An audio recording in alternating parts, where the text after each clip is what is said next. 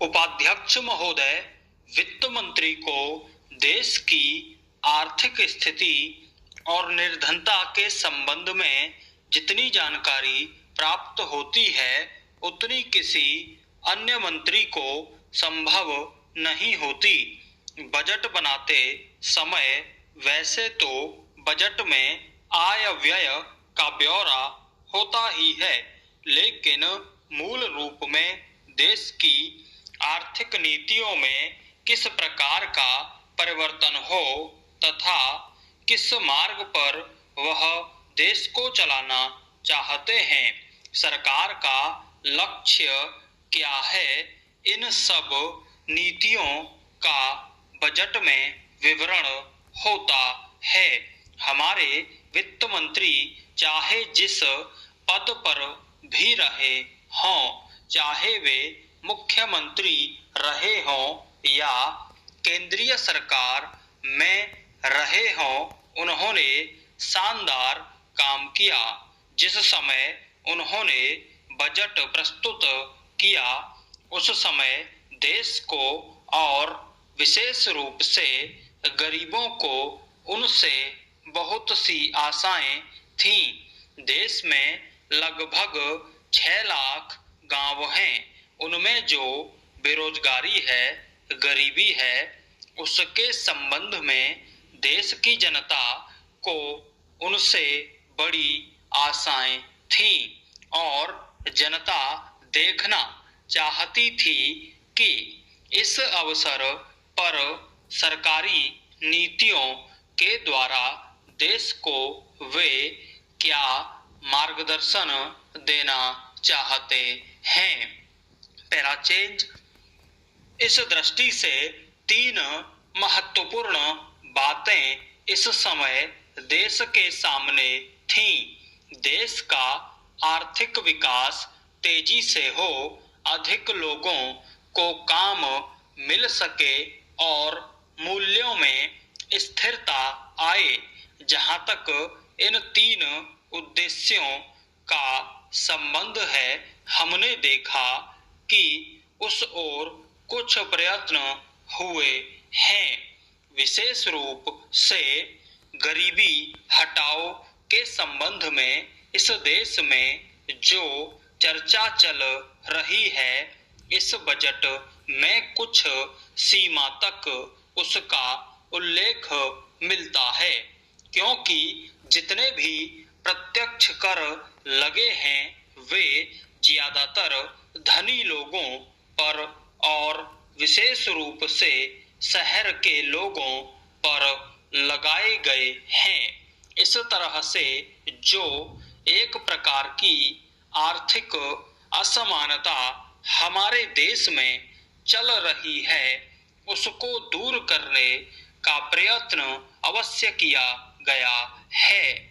लगभग 5 दशक पूर्व जब हमारा देश स्वतंत्र हुआ था, उस समय देश में जितने सरकारी कर्मचारी थे वे ऐसा समझ बैठे थे कि अब तक देश में जिस तरह से अंग्रेजों का प्रशासन चल रहा था उस तरह से काम नहीं चलेगा, क्योंकि कांग्रेस के जो नए लोग आए थे, जो मंत्री बने थे, वे लोग धन के मामले में त्यागी आदमी हैं। धन से उनको मोह नहीं है, लेकिन बाद में उन्होंने देखा कि हमारे मंत्री लोग भी उसी तरह से शानदार जीवन पसंद करने लग गए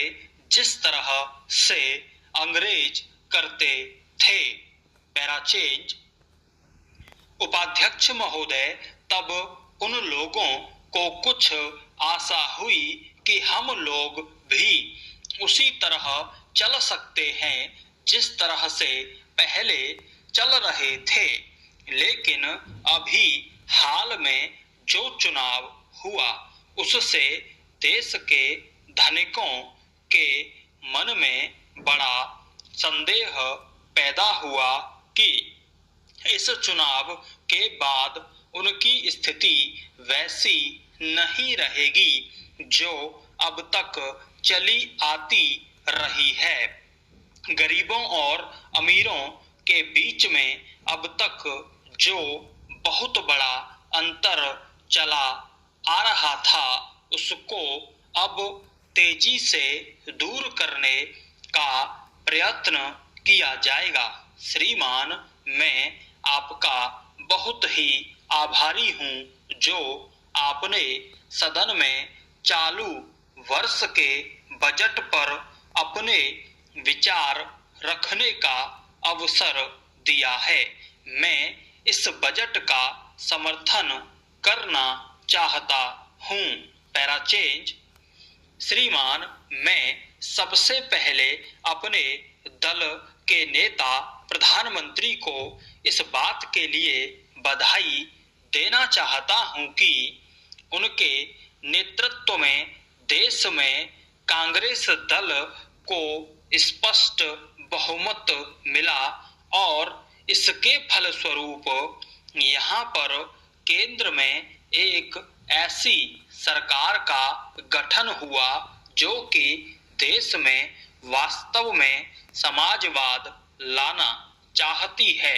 मैं वित्त मंत्री जी को इस बात के लिए बधाई देना चाहता हूं कि लोकसभा के मध्यावधि चुनाव में जनता द्वारा कांग्रेस दल को जो आदेश दिया गया था उन्हें स्मरण है और वह तन मन धन से उसका पालन करना चाहते हैं।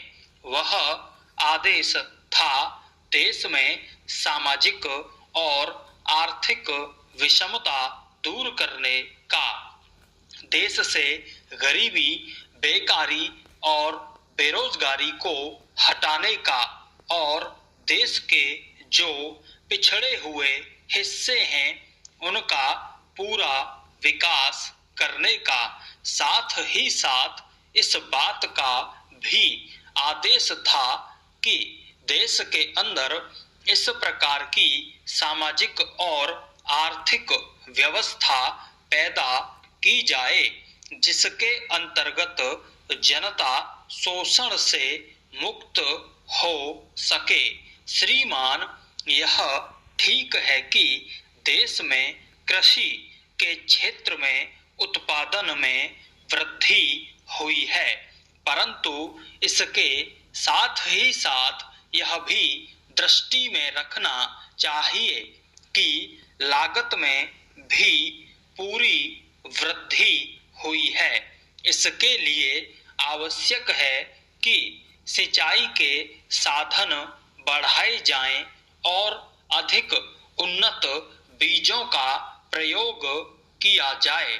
आज कृषकों को कृषि के यंत्र मिलने में बहुत कठिनाई हो रही है। जैसे छोटे छोटे ट्रैक्टरों का देश में बड़ा अभाव है, उनके बनाने के लिए शीघ्र नए कारखाने खोले जाएं, जिससे कृषकों को जल्द से जल्द ट्रैक्टर मिल सकें।